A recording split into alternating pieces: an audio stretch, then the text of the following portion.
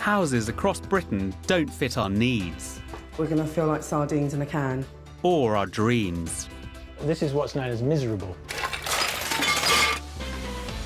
I'm Piers Taylor, and I've handpicked a team of experts to transform everyday homes.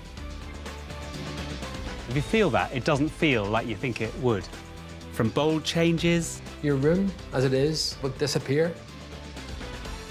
to stunning interior ideas I think it looks amazing, that. and finishing touches, It's a bit of a focal point. we'll use every trick of the trade You want to give a bit of a wow factor. to prove a limit on your funds This stuff's free. does not mean a limit on your imagination. This is amazing. I mean, really amazing. This time, the owner of one of Britain's thinnest homes is desperate for help. You won't get lost in this place. But how do you make a lot out of a little? What do you think? It's amazing. A family of 4 have enormous dreams for their home. I just love the grandeur. But bigger isn't always better. This isn't architecture. This is just getting more space.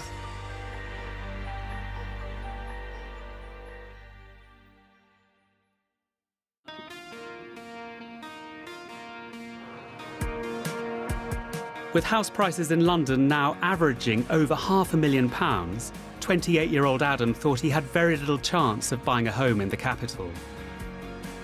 But then he came across this extremely narrow property and bought it for just £105,000. But has he bought a dud? Welcome. There you go. You won't get lost in this place. The estate agent didn't even bother showing me around at the time because they said that they'd had so many phony offers and had been on the market for such a long time that they just didn't really believe that anyone would seriously be interested in it. Once nothing more than an alleyway, this unique building is just 5 feet wide at its thinnest point. I can touch both sides of the wall, which, as I say, if you're sitting down, is quite useful because you can grab things from the side without having to stand up. This tiny one-bedroom house is a struggle for Adam to live in on his own, but social occasions are practically impossible. He needs somewhere he can entertain. It's okay to cook, but if someone else is here, it's not really okay anymore because you'll be in the way or they'll be in the way. There is quite a lot of bumping into each other, and I find myself apologising quite a lot. The cash Adam has invested in this home means more to him than anything. He's desperate for the house to work for him long term. I'd come into an inheritance, having sadly lost my parents, and I knew that they'd wanted me to invest into property to, keep a roof over my head, I think. This house is the legacy. This house is my future as well.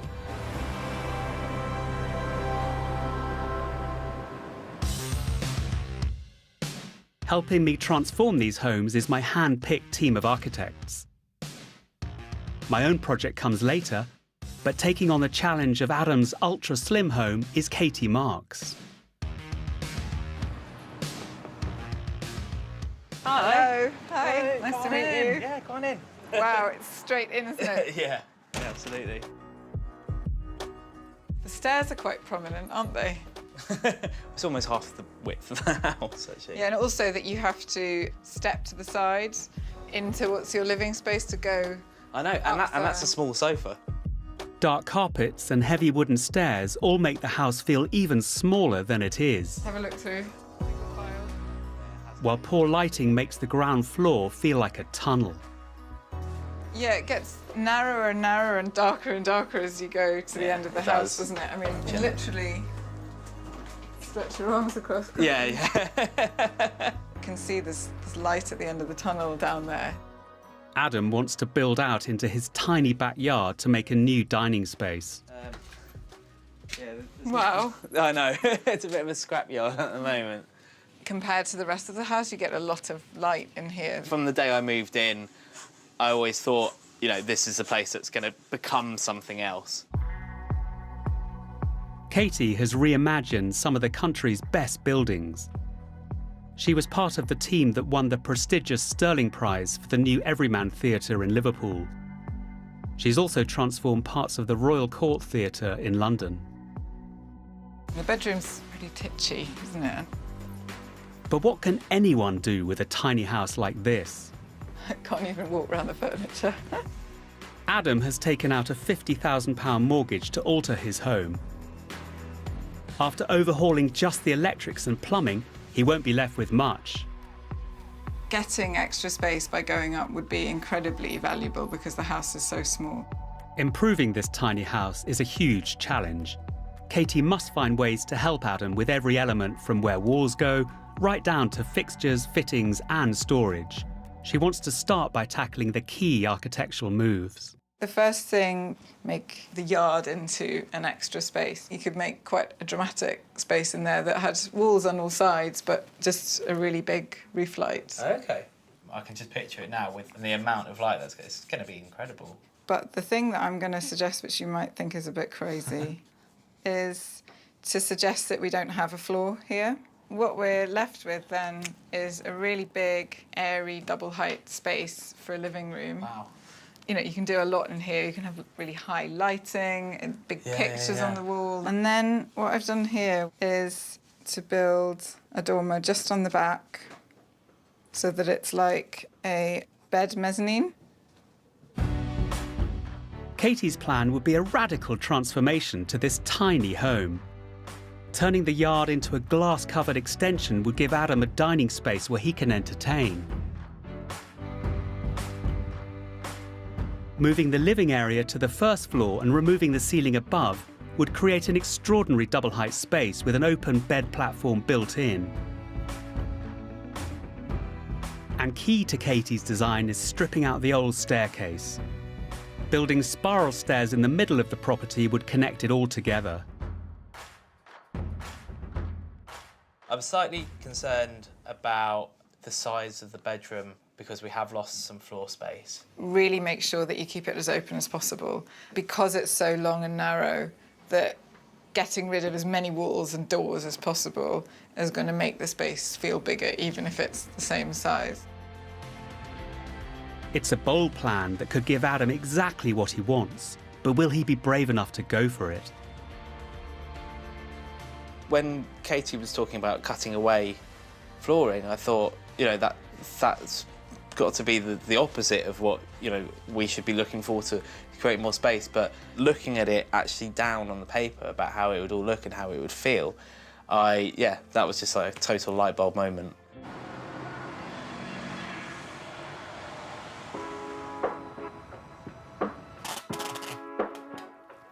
Adam might see the benefits of Katie's plan, but builders' quotes come back at the top end of his £50,000 budget. He's forced to have a rethink. I realised that we were so close to being out of budget that I've now taken away the whole of the rear extension. Having now taken that away, I feel like we've got more budget to put into the interior. Would have just been keeping my head above water before. Losing the extension saves Adam almost 14 grand, but it may be a compromise too far for a home so severely lacking space.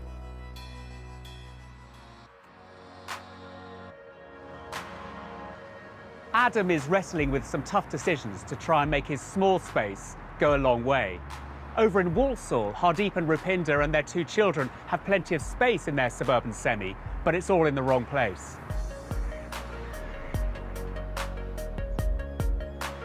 Four years ago, Hardeep and his wife Rupinder chanced upon this 1950s semi in Walsall. We took a wrong turn, came down this road, about to turn the car around, and there were 2 properties on the road for sale. Literally stumbled upon.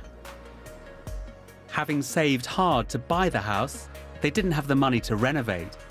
This home is riddled with problems. The first issue is the tiny kitchen. I mean, the kitchen has not been touched since we moved to the house. I can't find space to put my dishes on or to cook anything. The next problem is the rabbit warren of disconnected rooms. The family end up living in separate spaces. There's not a communal area where you can just sit down and have a beer and cook food, or women can just gas and cook at the same time. The space is just not there. Whenever we cook, children want to watch TV and eat their food. It's never in that dining room. In the future, Hardeep's elderly parents plan to move in, so the house will also need to accommodate an extended Punjabi family. From a cultural point of view, so you're having family around and eating together is just part of the fun and the culture of that we live in. They think the solution is a two-storey extension on the back of the house. They've borrowed 40k to build it, and Hardeep's got grand ambitions for their home. When we go around to look at places like Warwick Castle, I just love the grandeur of everything like this, just having the open fire spaces, the traditional metalwork. I would love to have something like that. That's like, wow.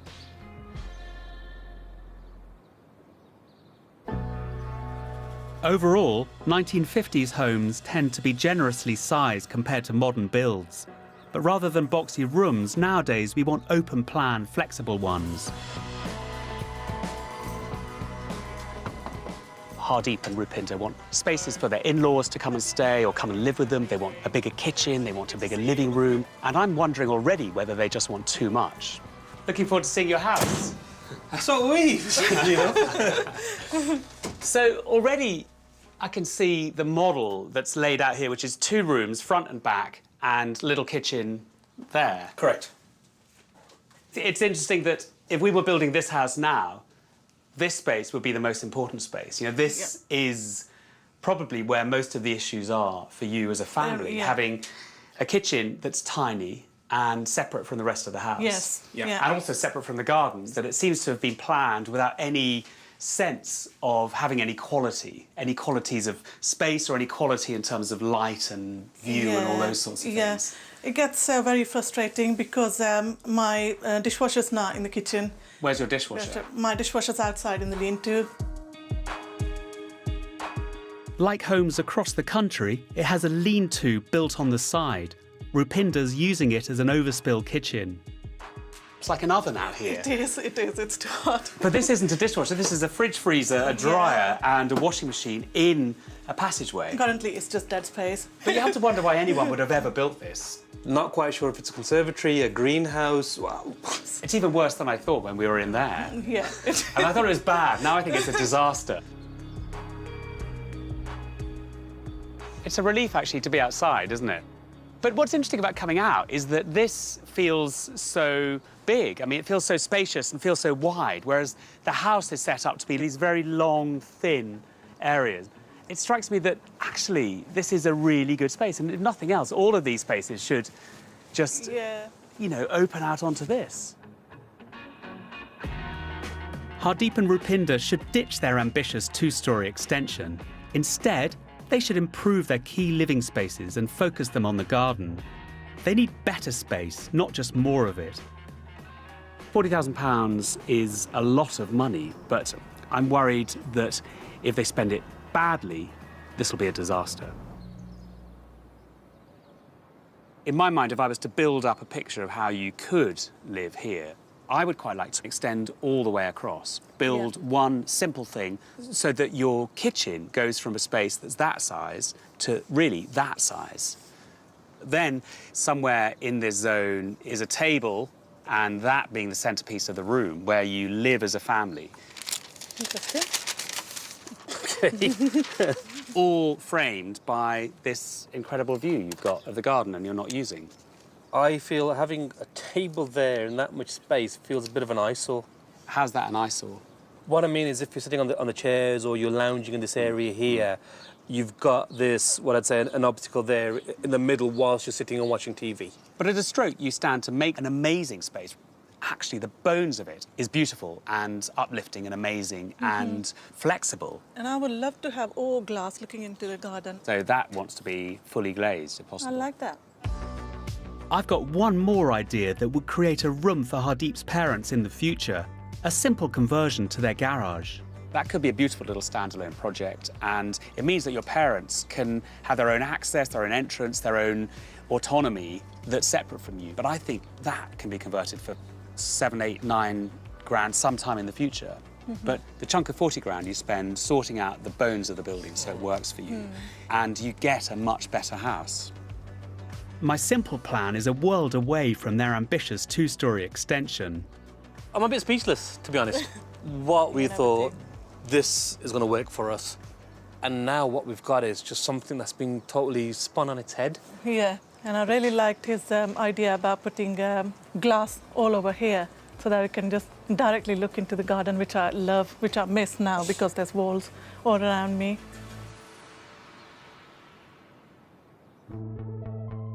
Rupinder's on board with my plan, but Hardeep's less convinced. I want them both to see how just remodelling the ground floor to focus on the garden could drastically improve their home. I've gained exclusive access to a home in southwest London, which I hope will do the trick. Hardeep and Rupinder do have an amazing opportunity to make something incredible with their house. But I think at the moment, they're just so focused on getting more space, they're forgetting what it means to make a really good space. How are you getting on? OK, struggling. We've made some slight changes to your plans. You still want to do a two-storey extension, don't you? It just makes more sense to do it now. Yeah. The garage, leaving the garage, that can wait. Yeah. Hold that thought, because what I want you to do is just enjoy this house for what it is. And behind what looks like a very ordinary exterior is an amazing interior space. So let's go and see it.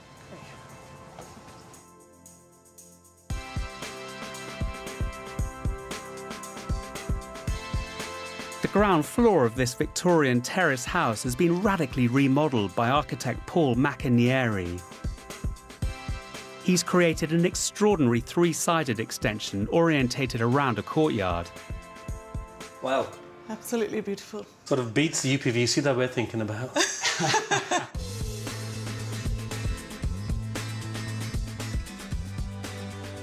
Your house is organised differently because it's wider and not quite as long. But actually, the way this key kitchen space relates to the garden could be something that you could do. All the spaces here have a different job, but are linked using simple design tricks. The same colour palette, flooring and lighting. The lighting works really well in this house because, in a way, you don't see the lights. There are no fittings to look at. There's light that is incorporated into the fabric of the building. I mean, there's a slot that goes from there all the way down the ceiling and turns down at the end. And that's just a recess with a concealed LED strip. And you don't really see the lights except for one place, which is the lights that you do see that define this as a space that you want to linger and sit. What we looked for was a chandelier here hanging on top of our dining table. But it's really interesting for me as an architect to hear that people do what you always do, which is look in a catalogue for stuff that you can add to your house. Whereas here, you know, you can't go shopping for this That's stuff. exactly what we're doing. Yeah, looking and you in need to stop doing that. You need to stop and resist going shopping for stuff. I'd say to hard, we really And need let to calm the down. architecture, the investment is in the space and the quality of the space and the way that the architecture deals with storage, deals with lighting, deals with organisation of all of this stuff. Yeah, and you can't get that in a catalogue or from a shop. Another thing I really like here is that there's such a limited palette of material and there aren't just unnecessary chops and changes in things like floor surfaces. This is one floor surface that's used everywhere. And these cupboards are storage that's really incorporated into the fabric of the building rather than being something else. And these are just bespoke door fronts over standard high street carcasses. The door fronts that face onto the garden were spray painted in French grey. Darker shades of grey are then used in the kitchen, but the spaces still all tie together. There is this amazing hidden space in it. I love this. Isn't it beautiful? It's beautiful. A little moment of joy here. I mean, look at that. It's priceless, isn't it? You know, that's you'd what think I want in my house. Oh. the window seat was constructed from MDF combined with leftover oak flooring used as a backrest. A useful design trick, this material adds warmth and texture. But it shows you how spaces need to do more than just provide basic functions and be well organised. They actually do need to have these moments of real delight. And it doesn't cost much to make something like this. This is a seat in a set of standard carcasses with some bespoke fronts on and some nice cushions. And it's about where it's placed, that's where the architecture is. It's how it places you in this garden. One thing I really want to encourage Hardeep and Rupinder to invest in is glazing. Big glass openings across the whole rear of their new extension will give them this same experience. This glazing system is incredible because there's nothing at the head that blocks your eyes. So if you look into that space there's no glazing bar over the top. You just see open space, and even when the window's shut, you see open space. So the challenge for you guys is not just to get a really clunky glazing system like UPVC or something, because then you will have a complete separation between the garden and your living space. It does worry me about the cost of something like this. Maybe it doesn't need to open everywhere like this does. You can get expanses of glazing far cheaper than using systems like this. A large fixed pane set into a simple frame costs far less than high-end sliding doors. Here, they've also brought light into a potentially dark room by installing an oversized skylight. What about the idea of using your garage? What's happened to that for your parents? At the moment, that project's going to be benched. Why? We're going to leave the garage as it is. We believe that it's too small, and we'd rather spend the money on the second floor extension. But this space used to be a garage. Oh, this space used to be the garage. Ah, this space. This space used to be a garage. What about doing this for your parents, other than that first floor extension? That's food for thought. That's food for thought. I worry that if you invest that money in that second story extension, it will compromise the way the building looks, it'll compromise the way that your parents live with you. What I'm trying to do now is really interrogate your decisions, and what I need you to do is to go away with a sense that you're hanging on to the big vision of what you're going to do at your house. But actually, I really do believe they can achieve this quality of space on their budget. Sure, they may not be able to afford this glazing system, but actually just a sensible use of storage and floor finish, all of those sorts of things are achievable to them if they really, really interrogate every decision that they make.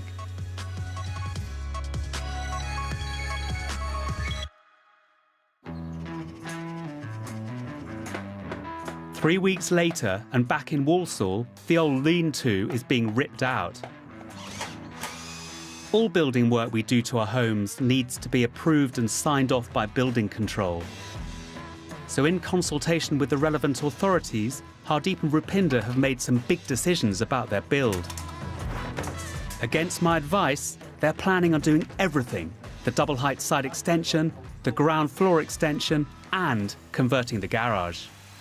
We should, at the end of this project, have 3 double bedrooms upstairs, downstairs a ensuite bedroom stroke flat area for my parents to move into, plus a open space that incorporates the garden.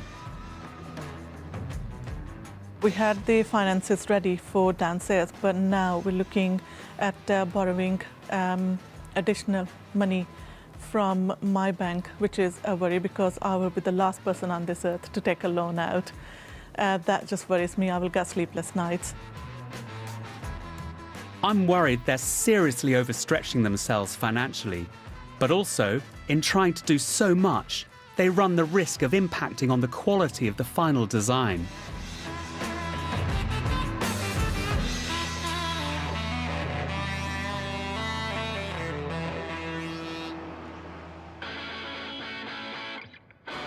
Back in London, with an agreed design in place, work has begun on Adam's home. The builders have ripped out the ceiling to create the double-height space. Katie's transformation is a dramatic one, but Adam's struggling to see if it'll give him what he wants. Just trying to figure out how far the bedroom's going to come out with the low, because it's going to have a lowered ceiling. So it's about sort of balancing the size of the bedroom with how much of the living room is going to have the full height, which is tricky because I want both. The big structural work is underway, but Adam is still mourning the loss of Katie's courtyard extension. I would have loved it as well, but it just was too difficult to fit it within budget. It's just a complete nightmare.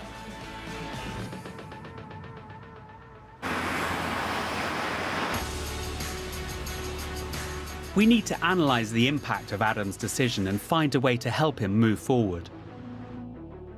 This house is crying out for this fantastic, big, generous dining space at the back of it, isn't it? And Adam isn't going to do that. So what are we going to do? It's really, really disappointing because he's going to have a real challenge to regain a space that feels as sociable and that he's as proud to welcome his friends in. So we're going to have to go back and really think hard about how we use materials to define different zones within the house and try and find ways in which we can inspire him to think about very narrow dining and living spaces. It's going to be a challenge. I'm taking Adam to this former carpenter's workshop in East London, where they found a radical solution to the problem of small and narrow spaces. I guess I want to show you that the best houses don't necessarily have conventional spaces. And I think your house would really benefit from not having conventional spaces. Yes. I think we should go in and have a look.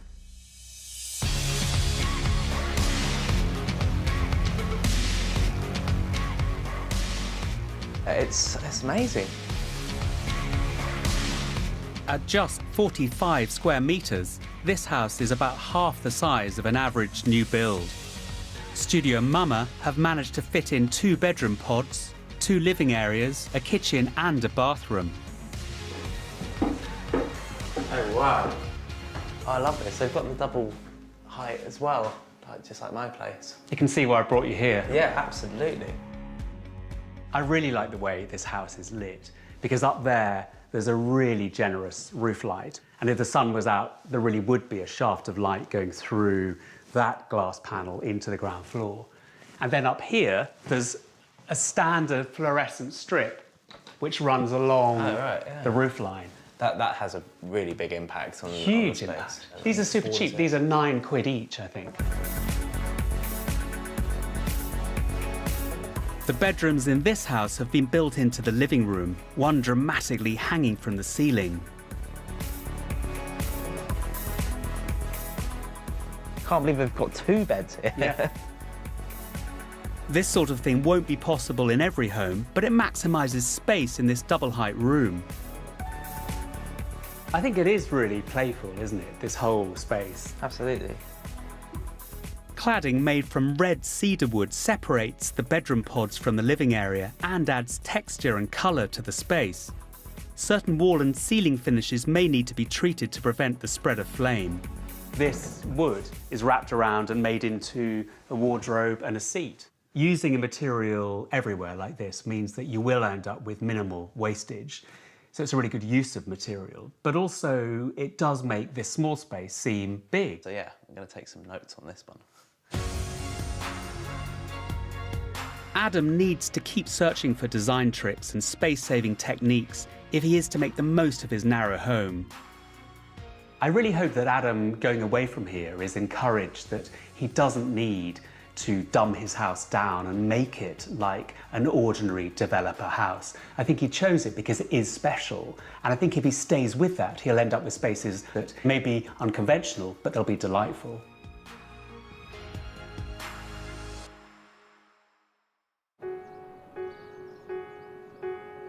In Walsall, building work is progressing and Hardeep and Rupinder have now spent over 20 grand of their 55k budget.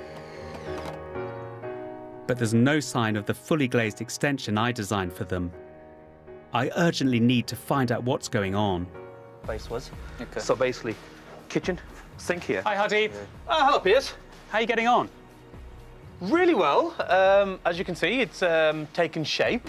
We've had a few challenges along the way, so there's a few things that we've sort of changed about. So that sounds worrying. By building more and more house, Hardeep's had less money to make the key moves.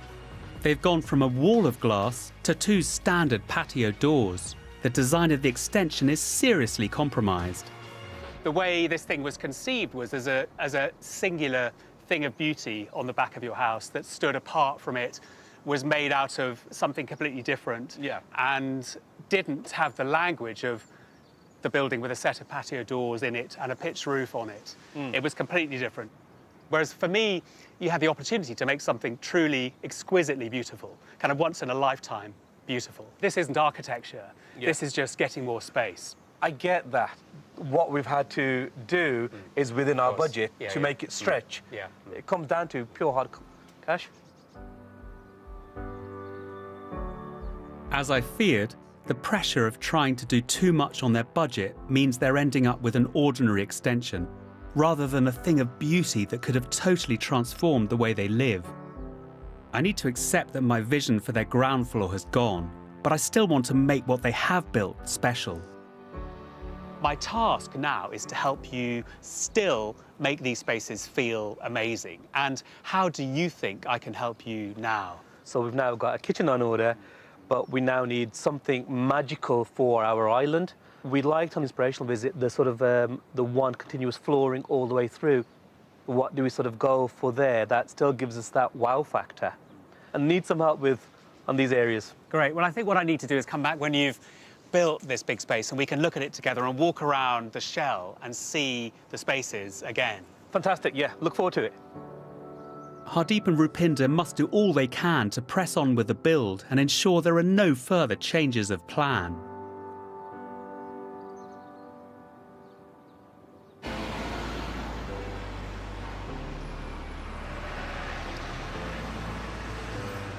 In London, the next stage of structural work is underway at Adam's house. The roof is off and the builders begin to work on the dormer space to create his open bed platform area. Adam has spent almost 40 of his £50,000 budget already. Even the contingency is disappearing quite rapidly, so we need to be really careful, and I am having to sort of start to put the brakes on things as I can't really get any more budget together. Adam's got just 10 grand left to spend on the interior and the spiral stairs, but he's made another change to Katie's plan. She's rushed back to see what this means for the finished building. The thing that I'm really worried about is that the staircase is moved right to the front of the house, which is effectively the widest part of the house. It's the only part of the house that actually feels like a normal room. Adam's decision to move the spiral stairs has got far-reaching consequences for one room in particular. That open square is where the staircase will be. Yes. And that will be the kind of sliver that's left over. You haven't got any room left. I think the staircase in that location is a bit of a problem on this floor particularly. The thought of that being wasted is, it's really horrible. It is something that's essential to what I want. Adam only has one chance to make the most of the limited space in one of Britain's thinnest homes. What I've just been experimenting with is going back to having a more orthogonal, sort of right-angled staircase, a dogleg stair. Right-angled staircases take up less space than spiral stairs as they can be fitted tighter to a wall. Hopefully, we're left with an area right up against the window that you can actually use and enjoy. All of this is left as a kind of proper room. That does make much more sense. Katie's new stairs could even give Adam the opportunity for storage. The success of this whole project rests on getting this right. So I think we need to think of some really cost-effective ways of incorporating bespoke furniture. The design of the furniture will be key to making the most of this unusual home. But properties this restricted are few and far between.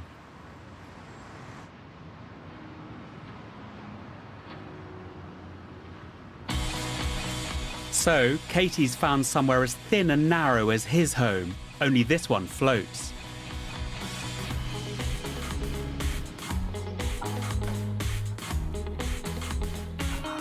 Wow. It feels so spacious. At 56 feet long and less than 7 feet wide, this barge designed by Lee Thornley incorporates bespoke and fitted furnishings to save space. What's really clever here is that they've created something that's incredibly simple, really. It's just shelves. But because it fits exactly, they've just managed to streamline the whole thing in a very simple way. And I think that's what you need to try and do in your house. Yeah, everything is designed to fit and everything is in its right place. But it certainly feels very spacious in here. Bespoke furniture may sound expensive, but you can build it from cheap wood like ply or even reclaimed timber. I absolutely love the textured wood. It helps bring out some of the other things. It's interesting because it's textured, but it is also quite subtle and in the background because it's a light shade. I think you're right that finding particular places in your house where you would pick up on a texture as much as a colour or a material is really important. Arranging materials horizontally, like here, makes a space feel wider, while fitting it vertically would make it seem taller.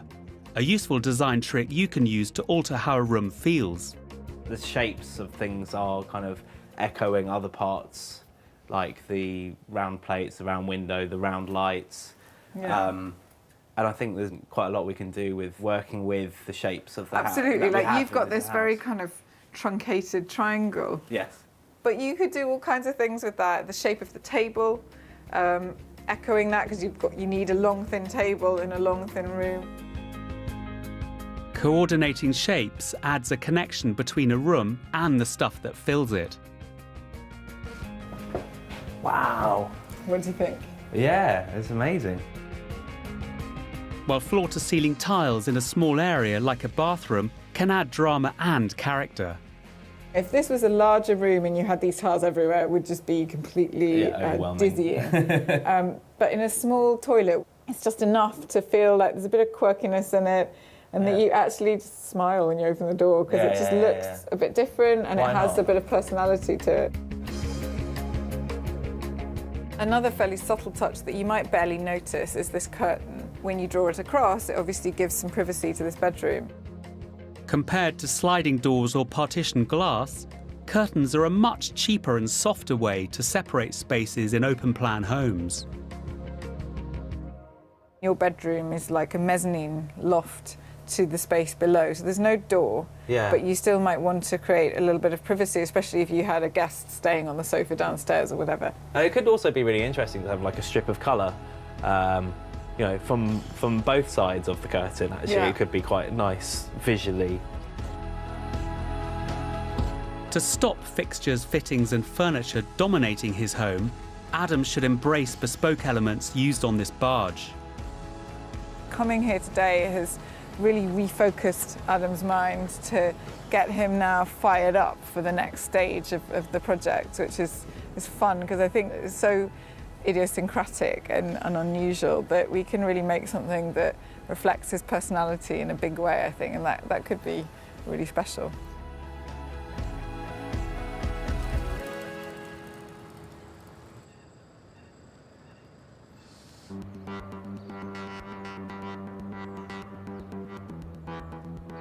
Back in Walsall, rather than pushing on with the interior, Hardeep and Rupinder have expanded the scale of their work again. They decide to remove all the old plaster from the stairs. But it doesn't stop there. We're having a sunken living room. Because I found out when we moved into this house, it's all wooden flooring, but there is a hole in the ground. And the idea came into my mind, why not knock the wooden flooring off, concrete it all, fill it all up, and then have some kind of steps going down and make the living room, sunken living room. That area is going to be one level with the new extension, and this is going to be sunken. So the idea is that we go at least 24 inches down. Their revised budget was £55,000, but at this rate the bill will run on and risks costing even more than that. Our builders has given us the price of 64,000 now, so we need to find the rest of the money. I don't see it's finishing, but I want to stay positive.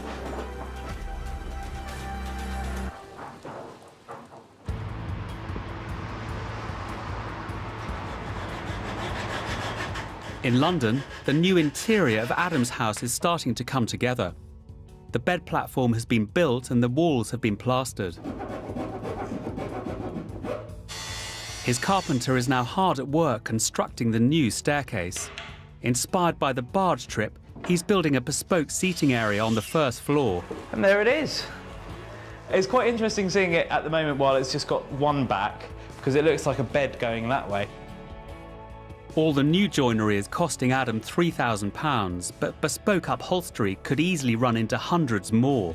He needs a cheap way of finishing the new seating area. The budget is really strapped, so yeah, things are pretty tight at the moment, but hopefully we can find something that's going to fit into the incredibly tight budget I have. Upholstery fabrics like felt, velour or silk can be expensive. But Katie has an idea for a cheaper alternative. If you choose the right materials, you can achieve something that can be just as good as the standard material, if not better. Okay, so I've brought you here to what is, you know, a good standard fabric shop. This is called mattress ticking. You'll probably recognise it from your granny's mattress. People don't really consider it as an upholstery material, but actually it's incredibly hard wearing. Ticking is distinctive striped cotton or linen textile, traditionally used to upholster mattresses and pillows. When you have lots and lots of narrow stripes over a large area, that can be a bit sort of distracting to the eyes, but you can imagine in a small house or with a small sofa like yours, it might really add a lot of character. Starting at around £20 a metre in this shop, some wholesale factories offer ticking for as little as £6 a metre. You can also use it to make cushions, curtains and blinds. I don't think it's likely I'm going to have many sort of patterns elsewhere, so I think it's a really good opportunity to make those bits of furniture stand out and become a feature of the room. But upholstery isn't made of fabric alone. So this place specialises in domestic scaled upholstery foam, and they've got a huge range that we can sit and bounce on till we're blue in the face. Look at this one, it's like a big loaf. Yeah, it's amazing. This factory cuts and sells over 10 different types of foam for commercial and domestic use.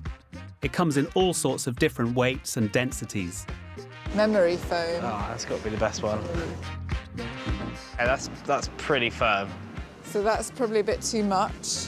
This medium density refresh foam is ideal for back or seat cushions and starts at just over £9 a square metre. This is quite firm, actually. But I can feel myself sinking, sort of. I think just bear in mind that it is a sofa, so feeling slouchy and a little bit luxurious is actually a good thing, and it doesn't need to be too firm. The trick to create seat cushions from foam is to wrap it in wadding to smooth out creases and stop it losing shape over time. You can see when the foam is cut, it has these very sharp, squared off corners. Yeah. So having this wadding over the top just softens the edges a little bit and makes it look more natural. Using this material and the fabric that we looked at, where we're thinking of a material cost of sort of £5 to £6 a square metre, and you're looking at getting a good two-seater sofa that's made bespoke to you in your choice of fabric, that is exactly how your bottom likes it, for less than £100, and that's really, really good value. Amazing, yeah.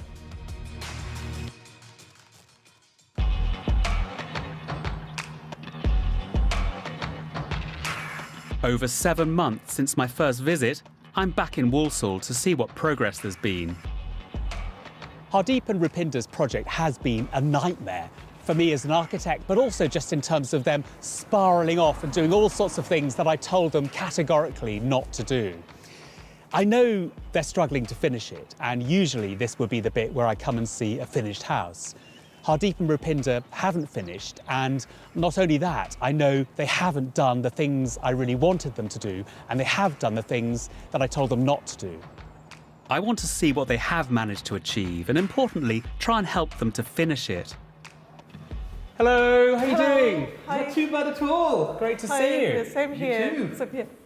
So look at this. It's really big, isn't it? Really spacious. Yes.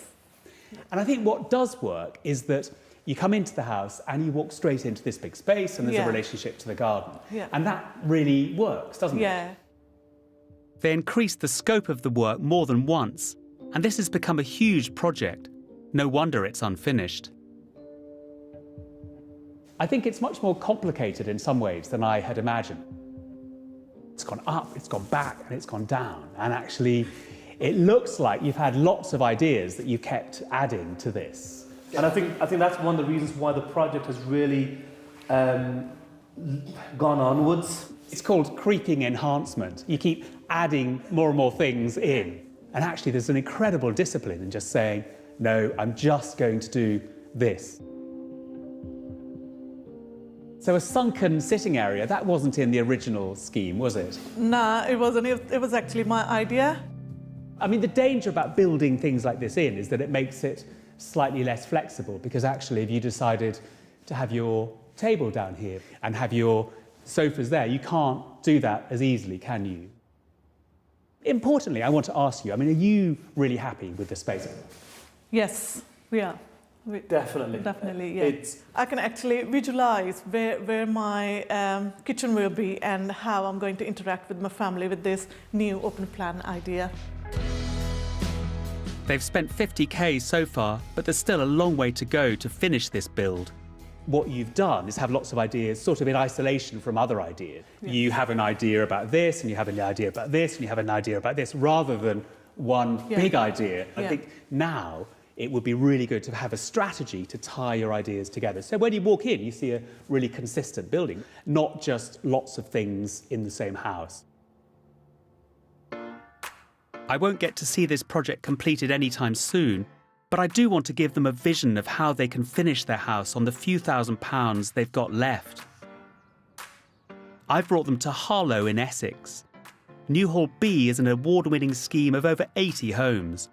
All the properties here are full of low-cost interior tricks which the couple could employ. And now that you're piecing your own house back together, it's a really good time to have a look at one of these.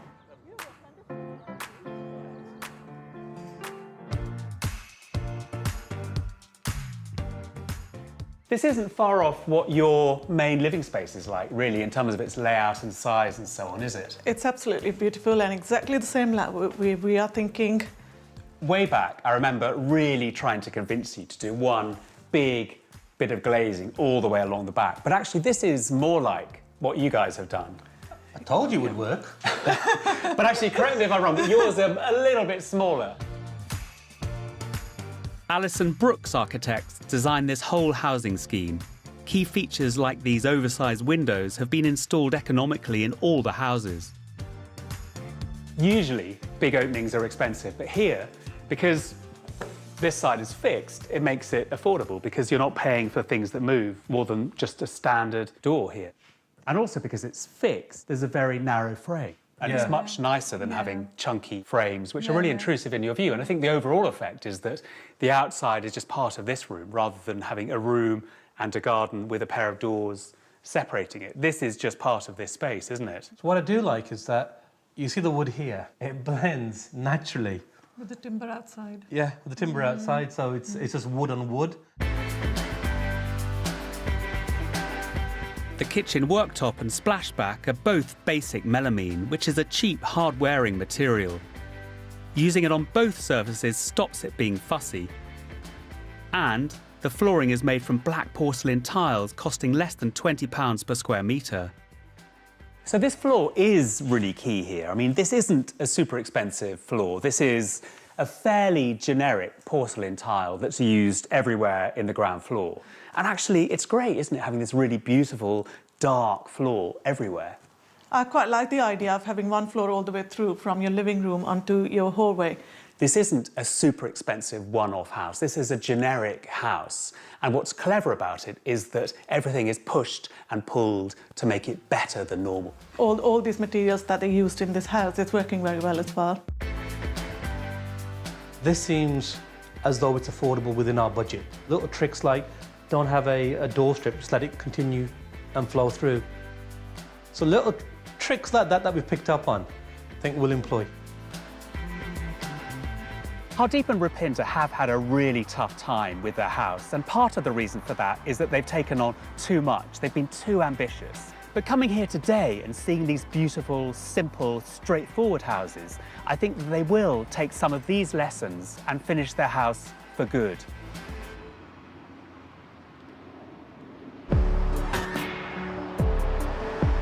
In London, it's the final push to complete the interior of Adam's narrow home. Determined to keep the space sleek and clutter-free, he's invested over £4,000 on a contemporary kitchen. Still quite a bit to do. It's nice to see the kitchen sort of coming together, but yeah. Oh, soft. But with new flooring costing £800 and unforeseen building work to replace floor joists, he's blown his budget, spending 52 grand.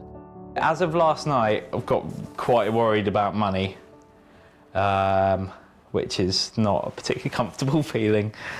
But getting it to those next steps is also going to be sort of another challenge altogether. But Adam's not going to give up on his dream of a stunning home and has some ideas for cheap lighting on the ground floor. So I've got these like 4 light points all in a row.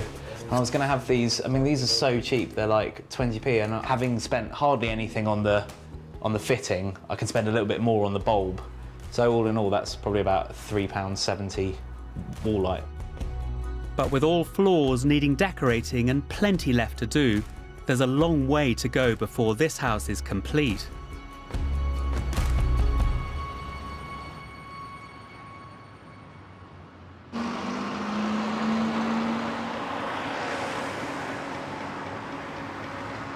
One week later, Katie and I are back to see just how far Adam has come. When Katie Marks first met Adam, she faced the enormous challenge of creating a sense of space in one of Britain's thinnest homes. Desperate for a foot on the London property ladder, Adam bought a home which was just 5 feet wide in places. It was cramped, awkward and starved of daylight. Ordinary items of furniture swamped the house, which was also dominated by a heavy-set staircase.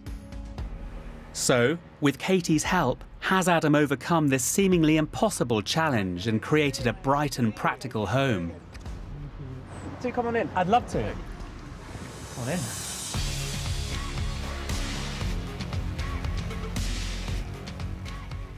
Wow. Wow. I can't believe how much you've done. I mean, this was a really dark, dingy space, and it feels light and airy and so much bigger than it was before. Yeah. The new layout allows light to pour into the heart of the ground floor. A streamlined kitchen sits along one wall, and the new bespoke stairs no longer dominate. Before, you were opening the front door and literally falling into a sofa. Adam learnt lessons from the barge and put them to good use with his floorboards. And the fact that you've laid it across the space rather than along the space just gives it a little bit of elbow room and pushes the walls out, and it genuinely feels a little bit bigger. It does, yeah. And this is just super cheap pine, isn't it? Yeah. Actually, the cheapest material did work out genuinely to be the best. No space has been added here, but the reorganisation and the combination of materials makes it feel far bigger. A nook for dining has been created under the staircase, another efficient use of space in a tiny room. Should we have a seat? Yeah. Come on in. So what does it feel like to have a table that you can actually have people around for dinner at? I can't tell you, it's such a difference. I was previously sort of cooking here and passing things, you know, on a rotation. You can be the host. Exactly. That's the thing, you can be the host with your guests. So what are we having for dinner? Well. Upstairs, there was only room for a tiny bedroom and a long, narrow corridor.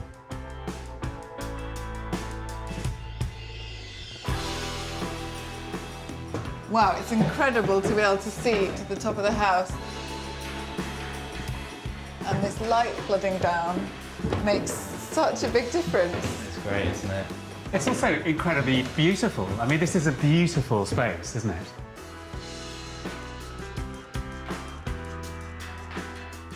Using that loft, taking down the walls, has just completely transformed this space, and it feels sociable, and you can actually sit down. Yeah. Leftover ply from his stairs has been used to make a bespoke seating area, tying everything together. And were you ever unconvinced about Katie's plan to do this? There was some scepticism as About well. losing space? About losing space in such a small house. You know, there are people that think, you know, why would you possibly want to reduce the the full amount of floor space you can have? But it This makes is why. perfect sense. This is why. exactly. There's still work to do to finish the new stairs, and Adam will also raise the backrest on the bench seat. But he does now have a bed platform at the top of the house. It's amazing to come up the stairs into what used to be a dark, low loft, and suddenly you've got an amazing space that feels really cosy and intimate. You've managed to get this incredible view down into your living space. Yeah, I love it. And it's giving you this really beautiful framed view of a tree outside that almost perfectly fits the width of the bed. Positioning a window to frame a view connects you with the world beyond. That's a real bonus. I don't think I could have really planned for that. All corridors and clutter have been removed, activating every inch of his house. Bespoke furniture and storage has been incorporated into the way you cleverly access each part. The whole home has been utterly transformed, but I want to know how much it has cost. So Adam, tell me, how much money did you have to start with, and how much have you spent? We started off with £50,000, but I've probably just crept over that to around 54. I don't think I really factored in things like the kitchen. The overspend is negligible, basically. I love the fact that here is a house that most people wouldn't think could be a beautiful, light-filled, generous, spacious house. And here it is, the thinnest house in London, probably, and it's amazing. Oh, I can't wait to start living in it. I mean, you can see now, as we're talking, the sun is just streaming in here in a way that you never could have imagined. It's really beautiful.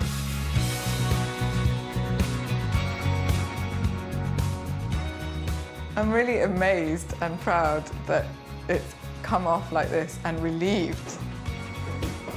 At the end of the day, he's had a kind of sense of poise and not panicked, and everybody's held it together. Great. In the era where we're constantly told there isn't enough space to build houses in cities, this is an amazing lesson for everyone. And yet, it's beautiful and uplifting and generous and full of light. I mean, what could be better?